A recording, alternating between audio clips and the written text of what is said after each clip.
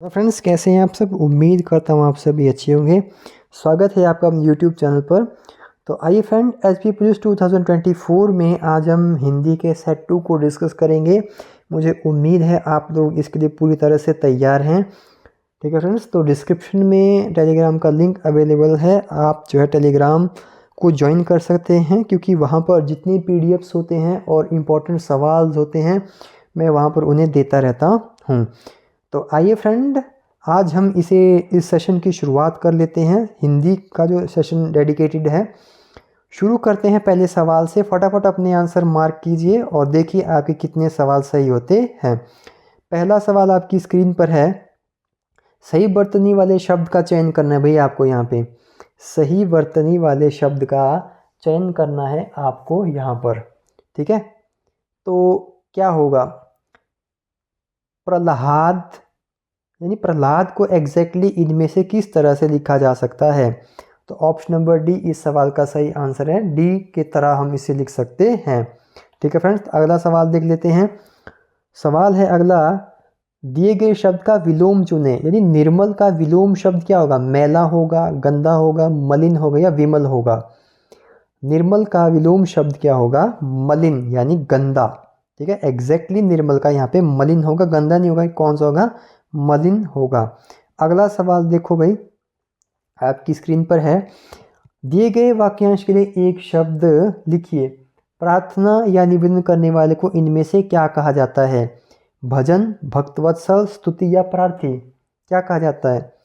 तो यहाँ पर प्रार्थना कर रहा है यानी प्रार्थी कहलाया। तो ऑप्शन नंबर डी इस सवाल का बिल्कुल सही आंसर होगा। अगला सवाल देखो, सही वर्तनी वाले शब्द का चयन करें। सही वर्तनी इनमें से कौन से, यानी वनस्पति को किस प्रकार से लिखा जा सकता है सही तौर पे? तो ऑप्शन नंबर सी इस सवाल का बिल्कुल सही आंसर है। ठीक है, अगला सवाल देख लीजिए।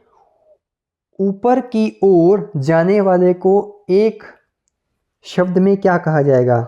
ऊर्ध्वगामी, अधोगामी, आगामी या प्रतिगामी?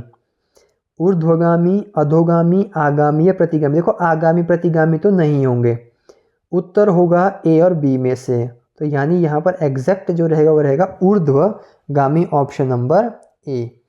अगला सवाल यदि हम आपके सामने लाएं तो देखिए इसका आंसर क्या होगा। आपको मुहावरे का अर्थ बताना है, जिस मुहावरे का नाम क्या है? कलेजा ठंडा होना। कलेजा ठंडा होना क्या है? धीरज रखना, बहुत दुखी होना, मन में शांति होना, प्रिय होना। कलेजा ठंडा होने का मतलब यहाँ पर होगा मन में शांति होना। Option number c, option number c इस सवाल का बिल्कुल सही आंसर होगा। अगला सवाल देख लीजिए भाई। युक्ति, समानार्थी शब्द चुनना है। युक्ति उपाय होगा, जुड़ा हुआ होगा, युक्त होगा या संलग्न होगा? तो युक्ति का जो समानार्थी शब्द होगा वो होगा उपाय। क्या होगा? उपाय। That is option number A. अगला शब्द देखिए, विशाल। विशाल का विलोम शब्द आपको देखना है क्या होगा? विशाल का विलोम शब्द इनमें से क्या होगा? क्षणिक होगा, विराट होगा, विकराल होगा या लघु होगा? बताइए, शाबाश शाबाश, बहुत आसान है। तो लघु होगा भाई, ऑप्शन नंबर डी। आगे चलते हैं, अगला सवाल देख लेते हैं। रिक्त स्थान की पूर्ति करनी है और सही शब्द का चयन करना है। वह वृक्ष की डैश डाली काट रहा था। वह वृक्ष की डैश डाली काट रहा था। सुखी, सामान्य, सखी या सूखी? तो बहुत आसान है, ऑप्शन नंबर डी, यानी सूखी डाली काट रहा था। कौन सी डाली काट रहा था? सूखी। That is option number D. अगला सवाल देख लीजिए भाई। रोगी ने चिकित्सक से डैश लिया। रोगी ने चिकित्सक से डैश लिया, तो क्या लिया? अनुदान लिया, परामर्श लिया, आज्ञा लिया या मंत्रणा? तो परामर्श लिया। क्या किया? परामर्श लिया। अगला सवाल देखो। कोयल का समानार्थी शब्द क्या है? कोकिल, कीर है, काक है या शिखी है? कोयल का समानार्थी शब्द इनमें से क्या है? तो कोकिला है। Option number A. बहुत आसान सवाल है भाई। अगला सवाल देख लीजिए। श्याम को रोगी पर क्या आया? कृपा आई, दया आई, क्षमा आई या अनुकंपा आई? कृपा आई, दया आई, क्षमा आई या अनुकंपा आई? तो इसका ऑप्शन नंबर बी जो है बिल्कुल सही आंसर रहेगा, यानी दया आई।